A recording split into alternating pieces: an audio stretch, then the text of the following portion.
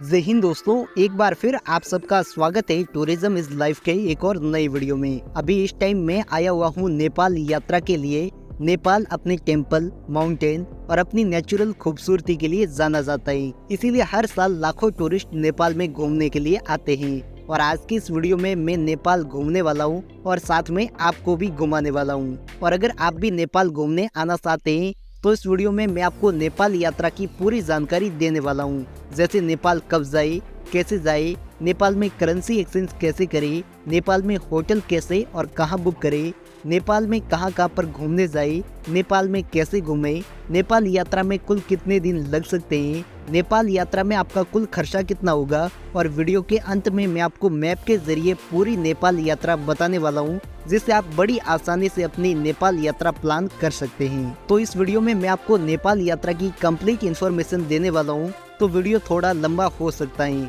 तो नेपाल यात्रा की पूरी जानकारी के लिए वीडियो को अंत तक जरूर देखें। तो चलिए शुरू करते हैं। सबसे पहले बात करते हैं कि नेपाल कैसे पहुंचा जाए। तो नेपाल आने के कई सारे अलग अलग ऑप्शन मौजूद हैं। हम एक एक करके सभी ऑप्शन के बारे में जानते हैं, लेकिन इससे पहले आप इस मैप में देखिए, ये है इंडिया और ये है नेपाल। हमें नेपाल में सबसे पहले काठमांडू पहुंचना है, क्योंकि नेपाल में ज्यादातर टूरिस्ट प्लेस काठमांडू के आसपास में ही आई हुई है। और काठमांडू से बाकी जगह घूमने जाने में भी काफी आसानी होती है, क्योंकि काठमांडू नेपाल की राजधानी यानी कि कैपिटल है। तो अगर आप ट्रेन से नेपाल आना चाहते हैं तो इंडिया से नेपाल के लिए कोई भी डायरेक्ट ट्रेन नहीं चलती है। और नेपाल के सबसे नजदीकी रेलवे स्टेशन गोरखपुर और रक्सौल है। गोरखपुर रेलवे स्टेशन उत्तर प्रदेश में पड़ता है और रक्सौल बिहार में पड़ता है। पहले बात करते हैं गोरखपुर से नेपाल जाने की।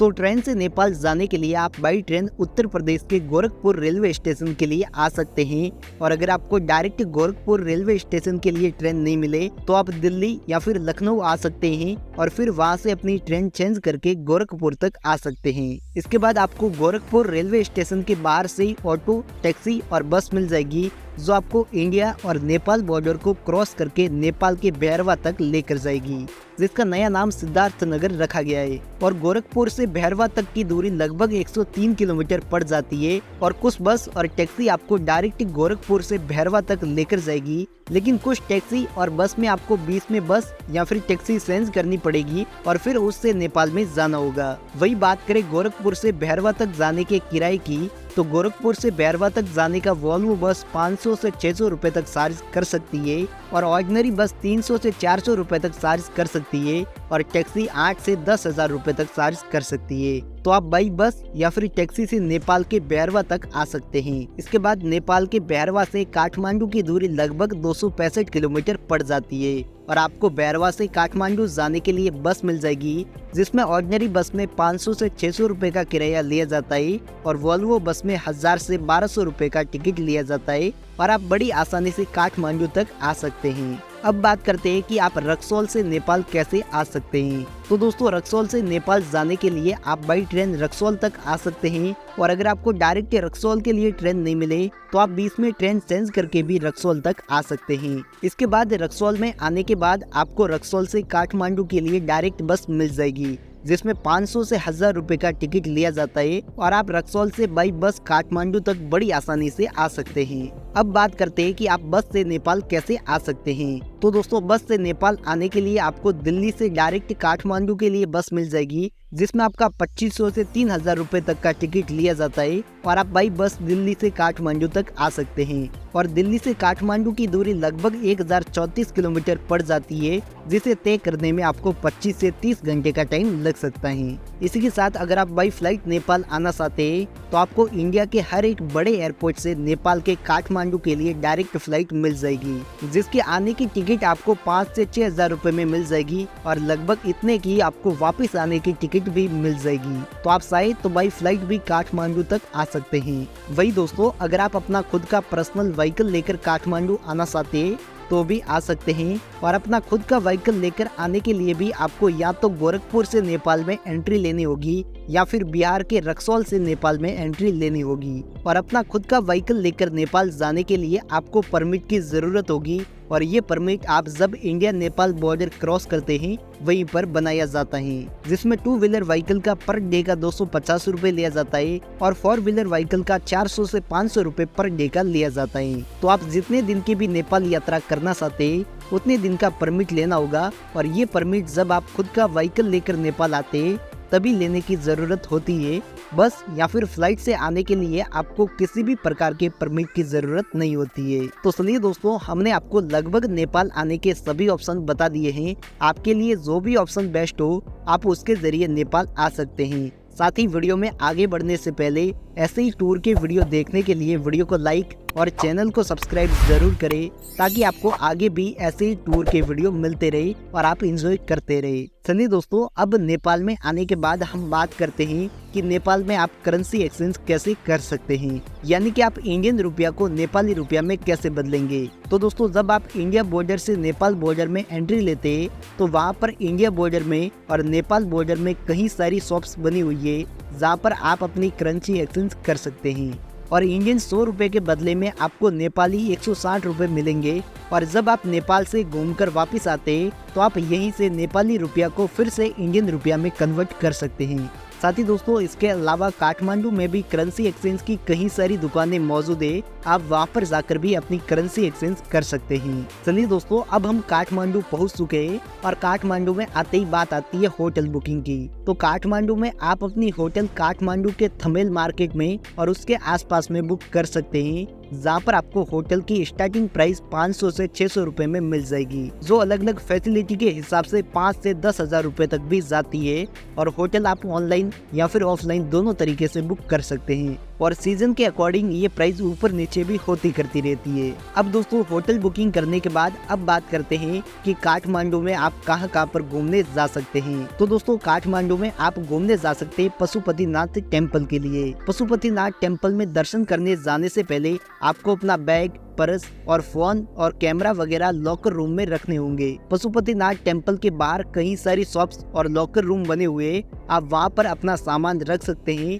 इसके बाद आप पशुपतिनाथ टेम्पल में दर्शन करने के लिए लाइन में लग सकते हैं और आराम से यहाँ पर दर्शन कर सकते हैं। पशुपतिनाथ टेम्पल काफी बड़ा और भव्य बना हुआ है और लगभग नेपाल में आने वाले सभी टूरिस्ट यहाँ पर दर्शन करने के लिए जरूर आते हैं। तो आप भी यहाँ पर दर्शन कीजिए, अपनी मनोकामनाएं मांगिए, पशुपतिनाथ आपकी मनोकामनाएं जरूर पूरी करेंगे। पशुपतिनाथ टेम्पल के अलावा आप काठमांडू में घूमने जा सकते हैं बुद्धा स्तूपा के लिए। ये प्लेस भी काठमांडू की बहुत ही खूबसूरत और शानदार टूरिस्ट प्लेस है। यहाँ पर दुनिया का सबसे बड़ा स्तूपा मौजूद है जो दिखने में बहुत ही प्यारा और भव्य लगता है। ये स्तूपा मुख्य रूप से बौद्ध धर्म को समर्पित है, लेकिन यहाँ पर घूमने के लिए हर रिलीजन के लोग आते हैं। तो अगर आप काठमांडू आते हैं तो आप अपनी टूरिस्ट डेस्टिनेशन में इस प्लेस को भी ऐड जरूर करें। इसी के साथ दोस्तों, काठमांडू में आप घूमने जा सकते हैं काठमांडू दर्पण स्क्वायर के लिए। यहाँ पर कई सारे देवी देवता के खूबसूरत और प्यारे मंदिर बने हुए हैं। यहाँ पर की गई नक्काशी और कलाकृति आपको मंत्र मुक्त कर देगी,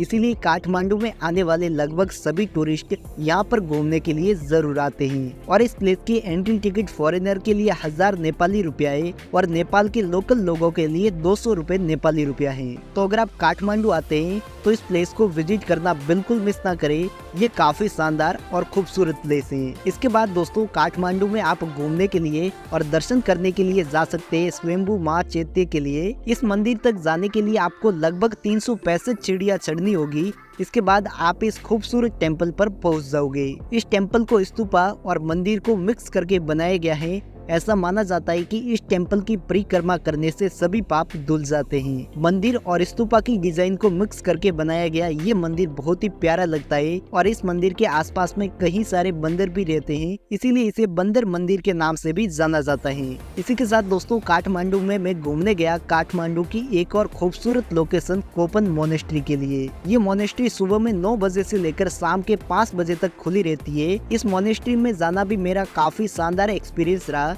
यहाँ पर आपको खूबसूरत मोनेस्ट्री के साथ में और भी काफी कुछ सीखने को और जानने को मिलेगा। तो आप अपनी काठमांडू की टूरिस्ट डेस्टिनेशन में इस प्लेस को भी ऐड कर सकते हैं। इसके अलावा दोस्तों, आप काठमांडू के थमेल मार्केट को जरूर विजिट करें।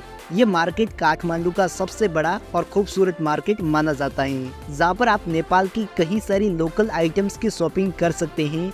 साथ ही यहाँ पर आपको खाने पीने के भी कई सारे ऑप्शन मिल जाएंगे और यहाँ पर आप नेपाल के लोकल फूड और स्ट्रीट फूड को जरूर एंजॉय करें जो बहुत ही टेस्टी होता है। और इस मार्केट से आप अपने लिए और अपने रिलेटिव्स के लिए शॉपिंग भी कर सकते हैं। अब दोस्तों काठमांडू में घूमने के बाद मैं निकल गया काठमांडू से 225 किलोमीटर दूर आए जनकपुर के लिए। और काठमांडू से जनकपुर जाने के लिए आपको बस मिल जाएगी जिसमें आप 500 से 600 रुपए का टिकट लेकर काठमांडू से जनकपुर आ सकते हैं। और काठमांडू से जनकपुर तक जाने का रास्ता भी बहुत ही खूबसूरत और प्यारा बना हुआ है। इस रास्ते में मुझे जगह जगह पर काफी शानदार और प्यारे नज़ारे भी देखने को मिल रहे थे जिसे मैंने खूब एंजॉय किया। और काठमांडू से जनकपुर जाने में आपको 5 से 6 घंटे का टाइम लग सकता है। अब दोस्तों हम जनकपुर पहुंच चुके हैं और जनकपुर में आने के बाद आप अपने लिए होटल बुक कर सकते हैं और होटल की लोकेशन आप जानकी टेम्पल के आसपास में रख सकते हैं जहाँ से आपको हर जगह जाने के लिए ऑटो टैक्सी वगैरह बड़ी आसानी से मिल जाएंगे। और यहाँ पर भी होटल की स्टार्टिंग प्राइस 600 से 700 रुपए होती है और होटल आप ऑनलाइन या फिर ऑफलाइन दोनों तरीके से बुक कर सकते हैं। अब दोस्तों होटल बुकिंग करने के बाद अब बात करते हैं कि जनकपुर में आप कहाँ पर घूमने और दर्शन करने जा सकते हैं। तो दोस्तों जनकपुर में आप सबसे पहले घूमने के लिए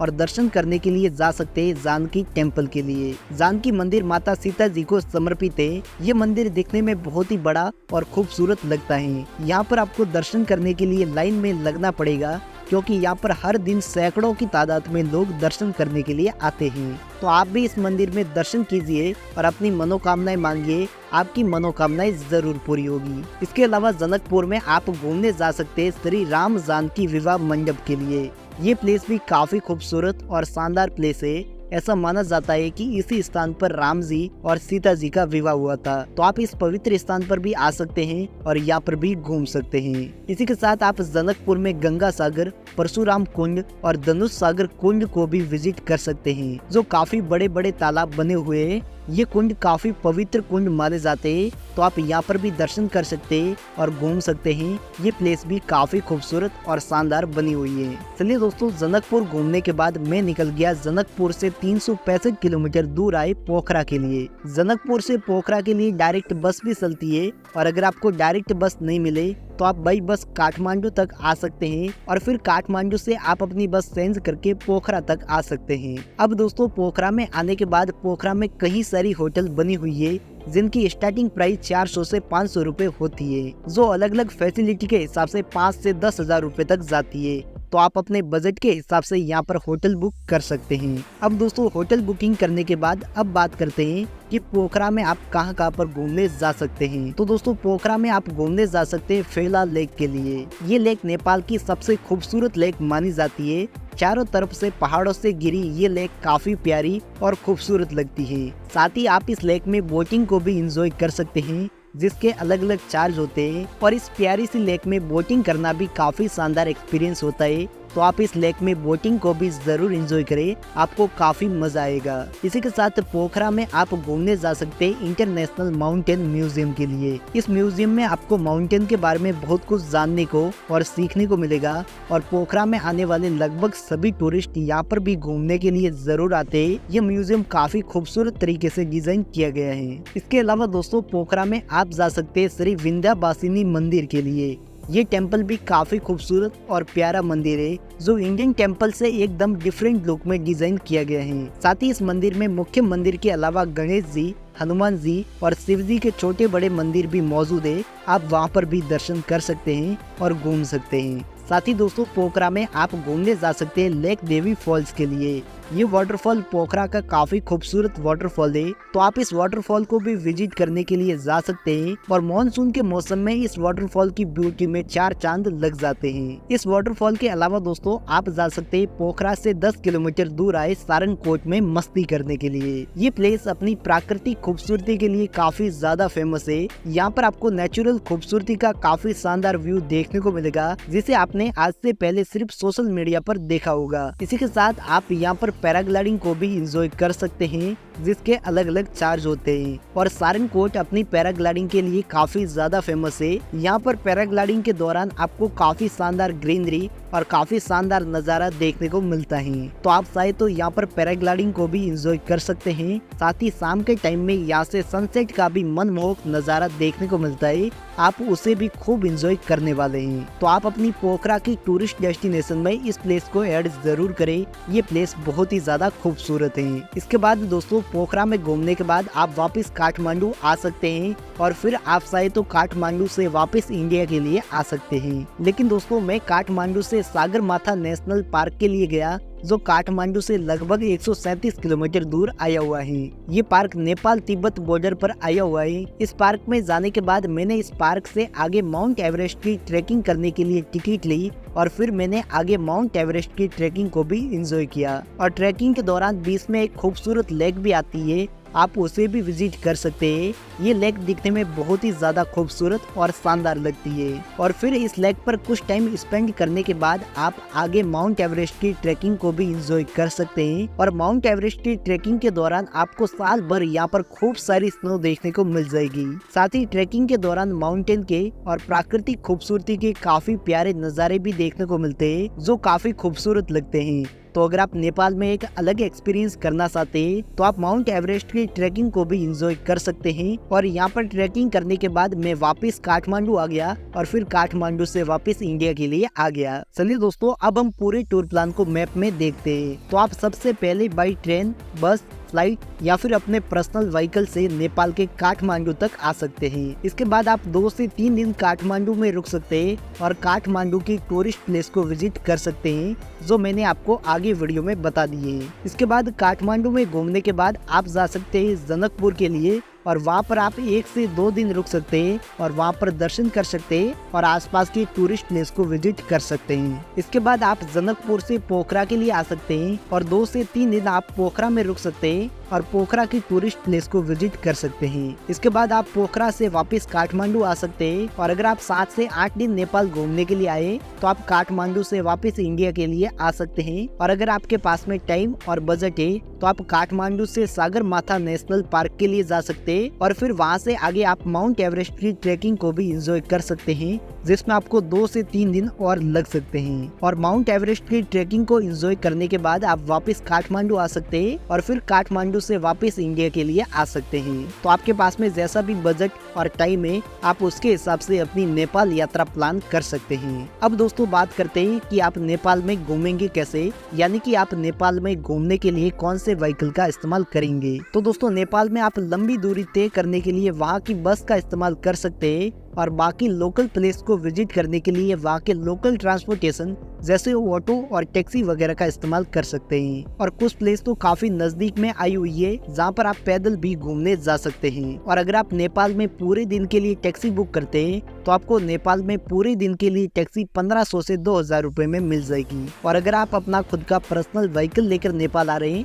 तो उससे भी बड़ी आसानी से नेपाल में घूम सकते हैं। अब बात करते हैं कि नेपाल जाने का बेस्ट टाइम कौन सा होगा। तो दोस्तों वैसे तो टूरिस्ट साल भर नेपाल घूमने के लिए आते रहते हैं, लेकिन नेपाल जाने का बेस्ट टाइम अक्टूबर से लेकर मई तक माना जाता है। साथ ही दोस्तों आप अपनी नेपाल यात्रा के दौरान अपना आईडी प्रूफ और अपना पासपोर्ट साइज फोटो साथ में जरूर कैरी करें। और आधार कार्ड को लीगल आईडी प्रूफ नहीं माना जाता है, इसीलिए आप अपने साथ में अपना पैन कार्ड और वोटर आईडी कार्ड भी जरूर कैरी करें। और अगर आपका पासपोर्ट बना हुआ है तो आप उसे भी साथ में कैरी कर सकते हैं। नहीं तो नेपाल यात्रा करने के लिए आपको पासपोर्ट या फिर वीजा की जरूरत नहीं होती है, आप बिना पासपोर्ट और वीजा के नेपाल की यात्रा कर सकते हैं। चलिए दोस्तों अब वीडियो के अंत में बात करते हैं कि नेपाल यात्रा में आपका कुल खर्चा कितना आ सकता है। तो दोस्तों मैं ये मानकर चल रहा हूँ कि आप नेपाल में कम से कम 2 लोग साथ में घूमने जाओगे, क्योंकि अगर आप 2 लोग साथ में जाते हैं तो आप एक होटल के रूम में 2 लोग रुकेंगे तो उसका खर्चा आपका 2 लोगों में डिवाइड हो जाएगा।